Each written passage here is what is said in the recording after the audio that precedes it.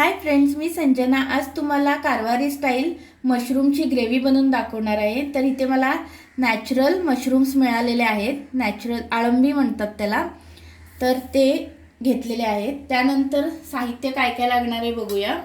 इथे 2 कांदे उभे चिरून घेतलेले आहेत, 2 टोमॅटो उभे चिरून घेतलेले आहेत, 2 टेबलस्पून ओलं खोबरं घेतलेलं आहे, कोथिंबीर, साधा लाल तिखट, हळद, गरम मसाला, मीठ, तेल, 2 हिरव्या मिरच्या, 7-8 लसणीच्या पाकळ्या आणि आल्याचा तुकडा। सर्वात आधी मी ही आळंबी जी आहे मशरूम्स हे धुवून घेणार आहे व्यवस्थित, कारण तुम्ही बघू शकता इथे सगळीकडे माती वगैरे लागलेली आहे। आता मी धुवून घेतलेले आहेत मशरूम, आता तोडून घेते त्याला।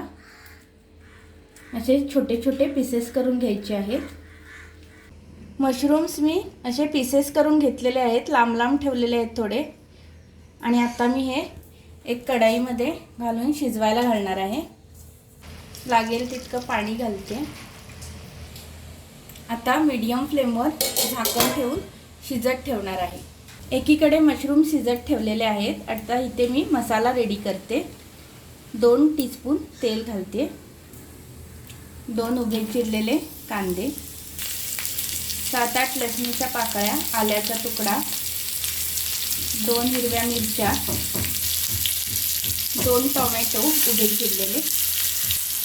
सगळं व्यवस्थित भाजून घ्यायचे आहे मसाला। कांदा टोमॅटो भाजत आलेला आहे। आता मी ह्यामध्ये 2 टेबलस्पून एवढं ओलं खोबरं घातलेलं आहे। खोबरं घालून एक 2-3 मिनिटं परतवून घेतलेलं आहे। आता ह्यामध्ये मी कोथिंबीर घालते। मसाला भाजून झालेला आहे, फ्लेम ऑफ करते आणि थोडा थंड होऊ देऊया। मसाला मी मिक्सरच्या भांड्यामध्ये घातलेला आहे। त्यामध्ये पाव टीस्पून हळद, अर्धा टीस्पून साधा लाल तिखट, पाव टीस्पून गरम मसाला, लागेल तितकं पाणी घालून मसाला वाटून घ्यायचा आहे।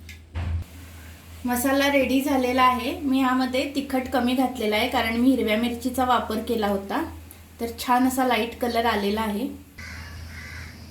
एकीकडे मशरूम पण शिजलेले आहेत। आता ह्यामध्ये वाटलेला मसाला घालायचा। अगदी थोडंसं पाणी घालून कन्सिस्टन्सी ॲडजस्ट करून घ्यायची।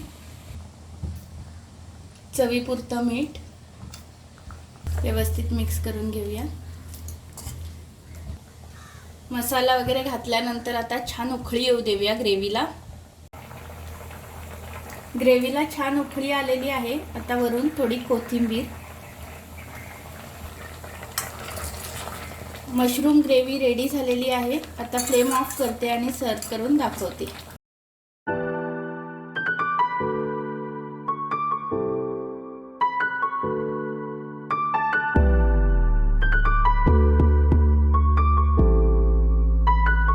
गरमागरम आळंबीची ग्रेव्ही म्हणजेच मशरूमची ग्रेव्ही कारवार स्टाईलमध्ये रेडी आहे। कशी वाटली रेसिपी नक्की सांगा, ट्राय करून बघा आणि जे नवीन पाहणारे आहेत त्यांनी सबस्क्राईब करायला विसरू नका।